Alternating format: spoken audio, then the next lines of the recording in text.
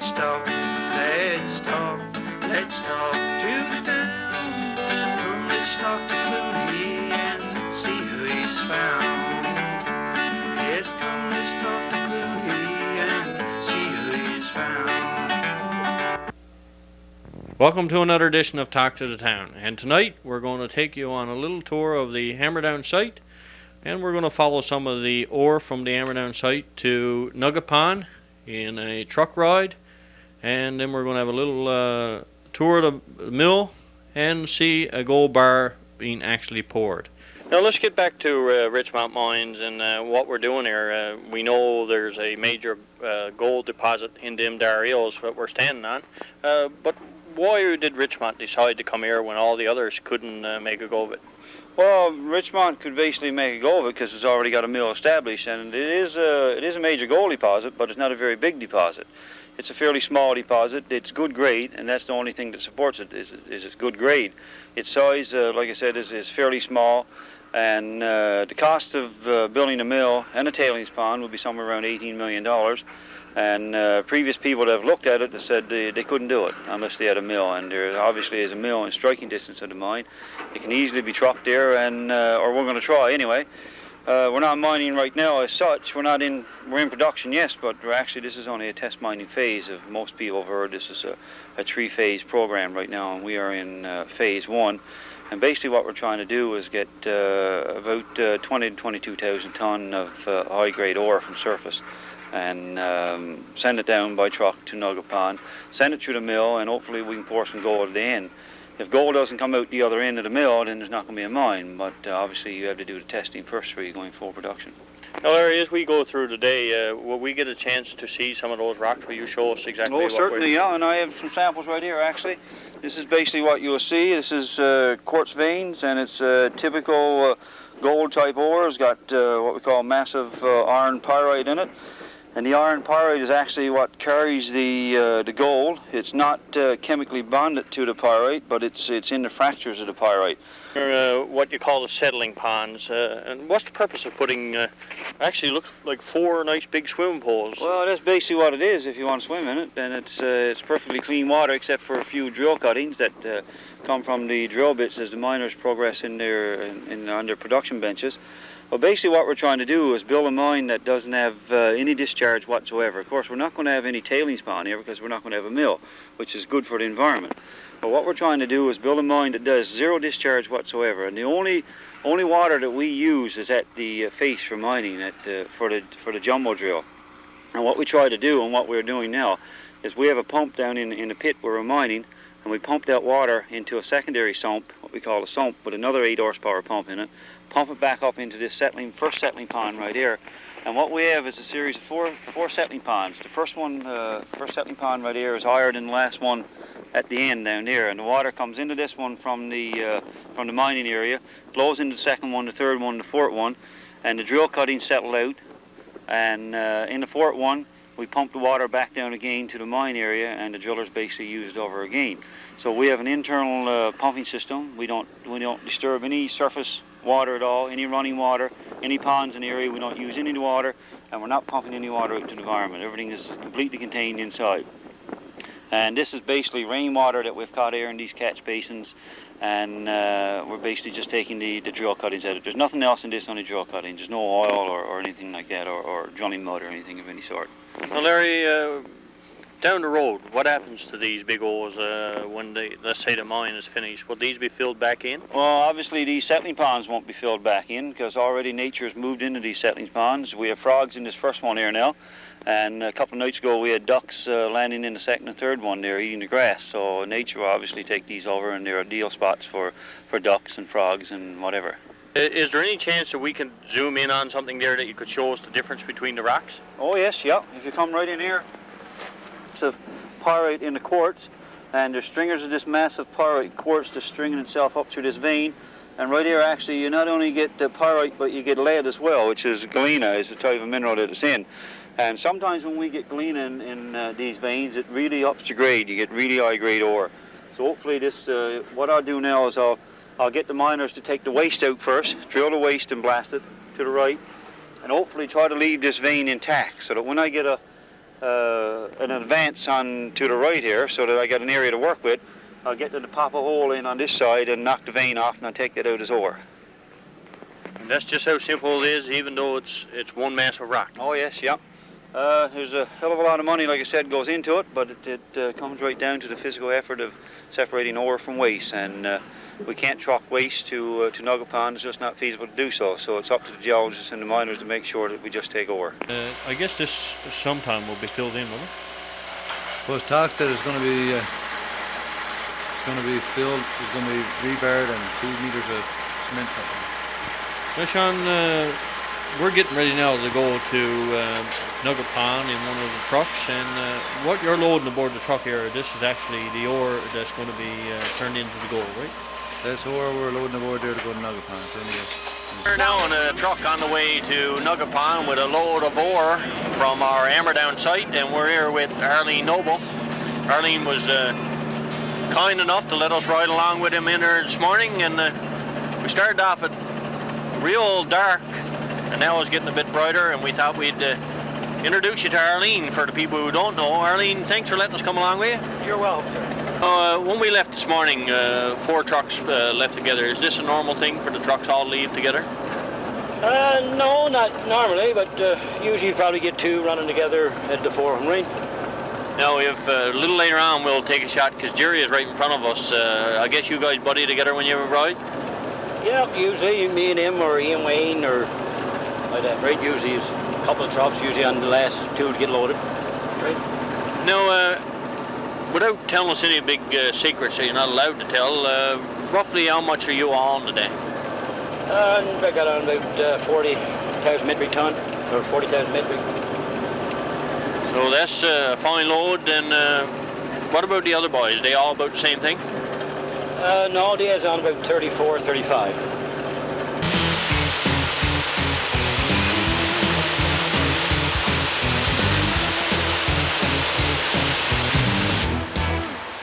About to enter the Nugget Pond division of Richmond Mines there now, and this is actually where the milling and the gold bar will be produced.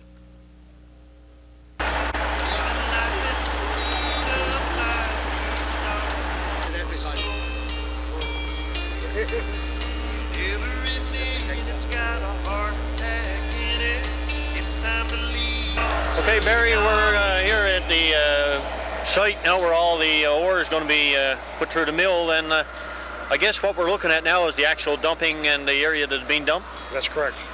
Now, if we can get Terry to pan through, I guess once the ore is all down there from Kings Point, it's put in this machinery and goes up that conveyor belt? That's correct. We'll start crushing it. Feed the crusher with a loader. Crush it down to 3-inch minus, and start feeding it through the mill. Now, we're seeing the side dump here. Is this a little bit of a different truck that normally operates here? That's correct. You use end dumps. Now, when we came in today, we noticed that there's quite a bit of security. I guess that's necessary around this area? Gotta have it. We're dealing with gold. Gold's precious metals. You got to need the security. And I guess that's pretty good on the market today. What's the price of the gold today? It's low, very low. And you hoping it to go up? Always hoping it'll go up. We're at $2.70 an ounce, which is very low if you look back over the last 10 years. And what's the highest that you know went up? Well, years ago it went up as high as 800. That'd be great if we get back there. It'd be unbelievable. Now, how many people is involved in working there on the mine site? Per shift, we're running about 5 fellas in the mill per shift, not counting underground at all, or support groups, millwrights, welders, stuff like that. And I guess very soon in the looking for a gold bar from the Kings Point ore? I'm hoping to, yeah. And you're the actual guy, he tells me, that does the pouring? Yes. But nobody gets to see it, only you and another fella? Security. Just security? Yeah. Just the ones that work there. Well, thanks, Barry. We're going to have a look around now and see what else is going there. Okay. Go through so the people out there will understand what happens to the ore when it's shipped down here to Nugget Pond. From the stockpile, we'll go through the crusher. We'll take it from, as you see here, the size here, down to minus 3-inch material. And I guess that follows this conveyor belt into Follows storage? conveyor up into an ore silo. And from the ore silo, I guess the inside to... into the mill. Start getting the gold out of the rock. Oh, well, let's go inside now and see what's like inside. Now, Barry, I guess this is the size that goes through? This size from after the crusher into the bin, this side that's feeding into the mill. Now, I guess from them big rocks out there, it's got to go to be small like this to be grind down? Yes. It's a lot easier to process when it's smaller.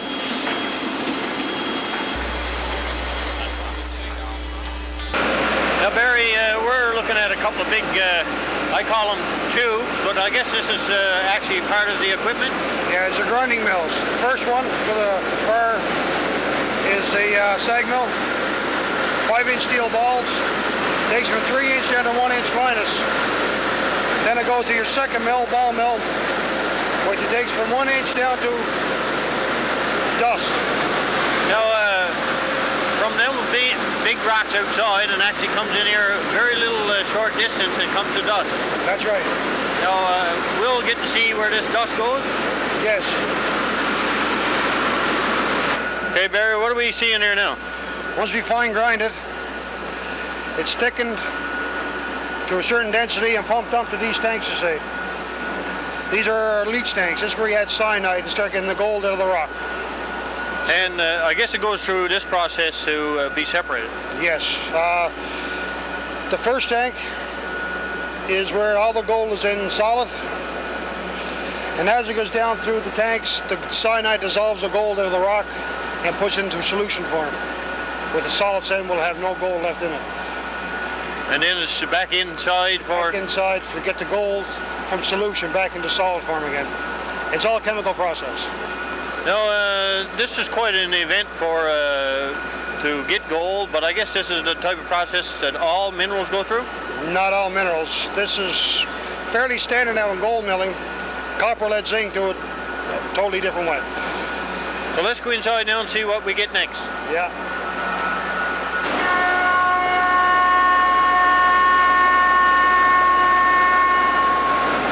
Now, Barry, what stage are we looking at here?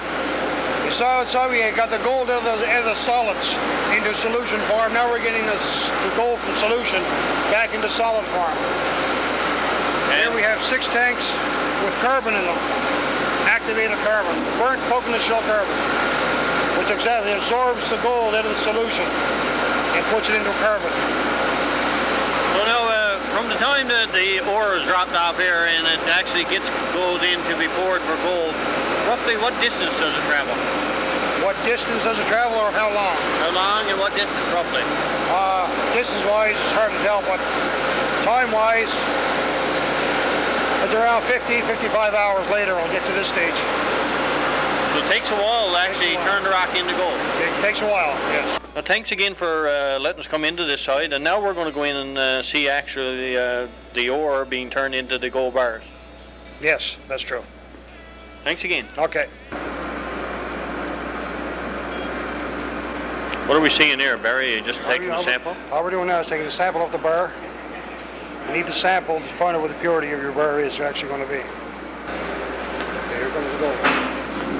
Here comes the gold. What we're going to do now, your slag will hit the pot first, heat your mold, and your gold will follow directly behind it.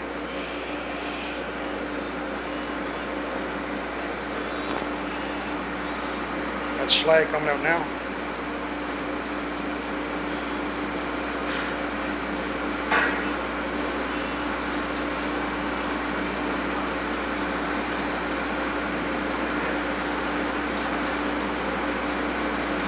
Here comes the gold now. That's gold.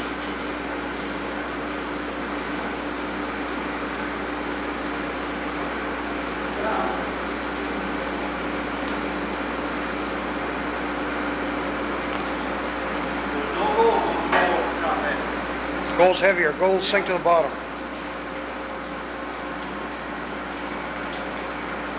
Molten metal.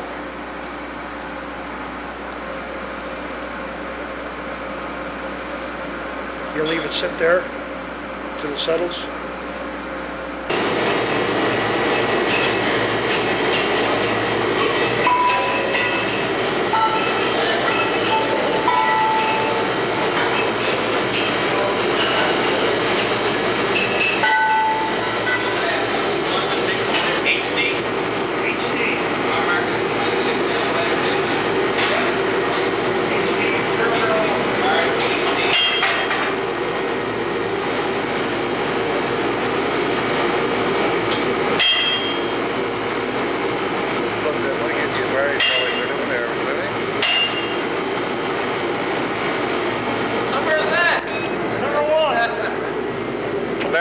overseeing the stamping of the first gold bar from Hammerdown. What do you make you really proud today?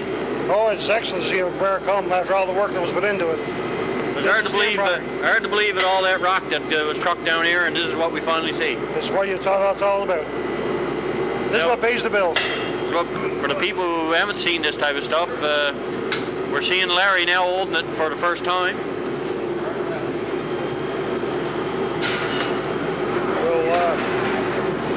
We stamp it, weigh them and stamp them. That's what's the signature on the bar. This one been weighed yet? Hasn't been weighed yet. What we're seeing here now is the gold bar compared to the rock, right? To your right, that's the rock that was trucked up here. After processing, this is your final product. Now, that rock you're looking at, there's actually no visible gold in that, but that's what it turns into, that gold bar. There was no visible gold in the ore at all. And we end up with a rock like this. That's what we end up with, nice pretty little gold bar. Now, what would you say the average weight of that one would be before it's weighed? That'd be about 50 to 60 pounds. We'll get to actually touch it once and see just what it feels like. Exactly, yeah. Larry, I'm standing here now with the first gold bar from Hammerdown, and it's roughly 22.7 kilos. Larry got to touch it before I did, so I'm a bit disappointed, but I got it in my hands. Larry only just got to move it. And Barry is standing right by me, and I'd like for Barry to come in here now, and Larry, both of them to come in on either side of me. And Larry, first we'll ask you, I know you looked after the Hammerdown site. What does it make you feel today? Now, I'm holding the bar, so you can't get it. But how does it make you feel today to know that this has finally come through? Well, this is the culmination of about 14 years exploration, diamond drilling, and now test mining work. And it's certainly good for me to see that there is actually gold in the rock, because you can't see gold in the rock in Hammerdown. And this is obviously proof of the pudding right here. And Barry, we've asked you already, and you went through this before. Yes. But the first gold bar from Hammerdown must be something special for this Ridgemont mine. Well, they're good to see all the work that's put into it. Well, the effort everybody put into it finally pays off.